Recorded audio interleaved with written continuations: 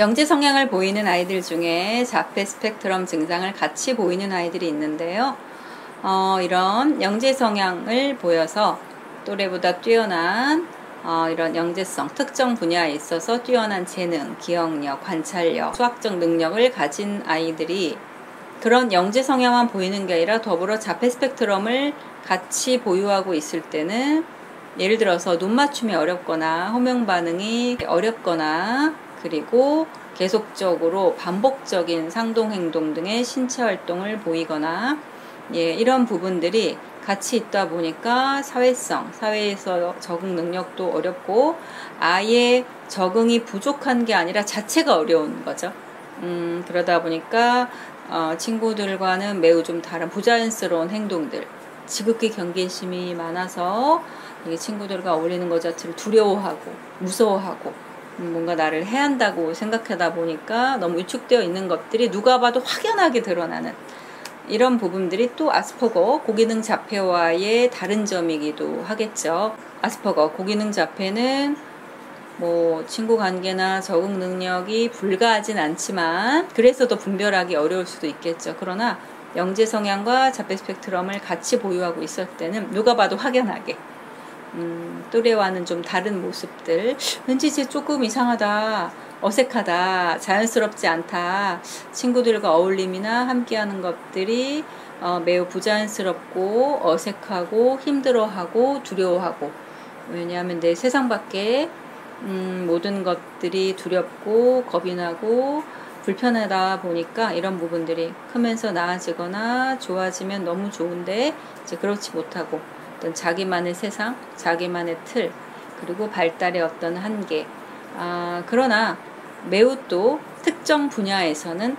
영재 수준의 뛰어난 능력들을 갖추고 있다 보니까 이럴 때 우리가 일반 영재와는 구별되게 영재 성향과 자폐 스펙트럼 성향을 같이 갖고 있다라고 좀 볼 수가 있겠죠. 이런 자폐 스펙트럼이나 이런 하이 펑셔닝 오티즘 이런 자폐나 고기능 자폐나 서번트나 이런 다양한 증상들을 보이는다고 해서 반드시 영재성이 있지는 않습니다. 이 꼴은 아니에요. 그러나 영재 성향을 보이는 경우도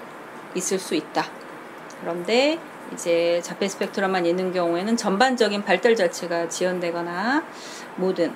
아이들의 이런 여러 가지 발달들 자체가 더디거나 일정 부분 한계치가 있거나 할 수 있는데 자폐 스펙트럼과 영재성을 같이 보이는 아이들은 그렇게 한정된 발달이나 부자연스러운 사회 적응 또 이런 자신에 대한 표현 또 이런 세상 밖으로 나갈 수 있는 힘들이 매우 좀 부족한 반면에 유독 특정 분야에 대해서는 매우 뛰어난 누가 봐도 확연한 능력들을 보여주고 있을 때 이제 자폐 스펙트럼과 영재성을 같이 보인다라고 볼 수 있는데 반드시 서번트나 이런 아스퍼거나 자폐나 이런 능력을 이런 증상을 보이는 아이들이 반드시 영재성이 있지는 않습니다. 그러나 이렇게 공존하는 경우가 꽤 많기 때문에 이렇게 공존하고 있을 때는 이런 아이들의 재능과 강점이 소멸되거나 혹은 단점만 부각돼서 영재 성향이 묻혀지지 않도록 혹은 영재 성향만 강조되다 보니까 치료받아야 될 부분이 간과되지 않도록 정확한 진단과 이해, 강점은 강점대로 영재성대로 이해하고 그리고 자폐적인 부분은 자폐적인 것들로 영재 성향이 있기 때문에 자폐는 아닐 것이다. 자폐는 저로 나아질 것이다가 아니라 반드시 두 가지 성향이 각각 공존하는 것이기 때문에 각각의 상황을 부모가 겸허히 받아들이고 영재성은 영재성대로 살려주는 교육,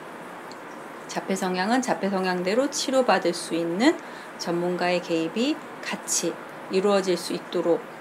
아이들이 가장 좋아질 수 있는 시기, 언제든 좋아질 수 있지만 적합한 시기, 소위 골든타임을 놓치지 않도록 정확한 이해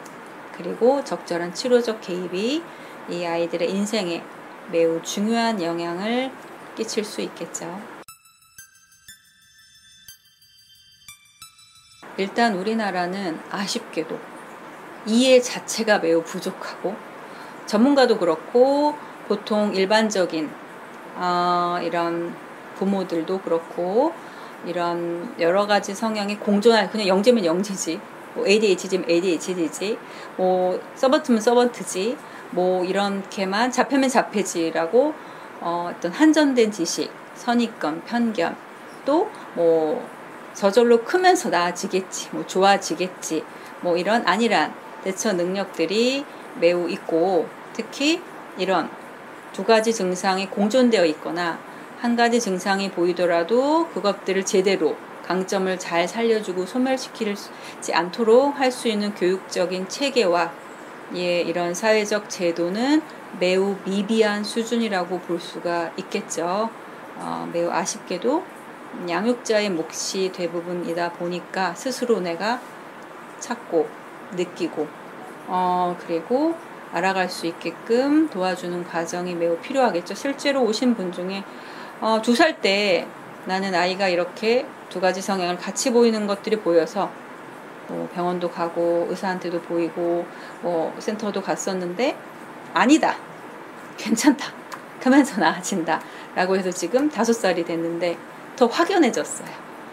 그래서 매우 그때 좀 치료하고 도와줬으면 지금 더 애가 나아졌을 수 있을 텐데 너무 아쉽다 라는 부분들이 있다 보니까 전문가마다도 의견이 좀 다를 수 있어서 또 커가면서 또 달라질 수 있기 때문에 한번 좀 의심이 되거나 염려가 되시면 정확한 검진을 해보시고 또 6개월, 1년 단위로 지속적인 체크와 치료 과정, 또 좋아졌어도 유지 과정을 잘 경험시켜 주시면 아이의 영재 성향이 잘 소멸되지 않고 발휘될 수 있고, 그리고 이런 또 장애적인 부분들도 잘 어느 정도 수준까지 완화되고 좋아질 수 있게끔 분명히 이끌어 줄 수 있겠죠.